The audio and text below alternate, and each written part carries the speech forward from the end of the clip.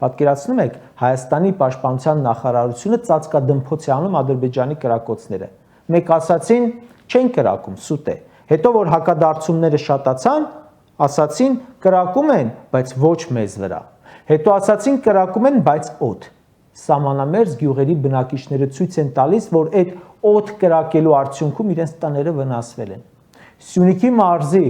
Խոզնավար ու Խնածաղ գյուղերի բնակիչներն ասում են անընդհատ կրակում են մեզ վրա, սարսափի մեջ ենք։ Քպական падգամավորն ասում է պատերազմի վտանգ կա, բայց հիմք չկա։ Այդ հիմքը դուք եք, ձեր թիմն է, ձեր ղեկավարն է։ Այն որ ասում ենք ձեր կեցվածքը, պահվածքը, տեսքը, ոճը, բանակցելու ձևը բերելու է պատերազմի, 2018-ից հետո մի քանի անգամ բերել է արդեն։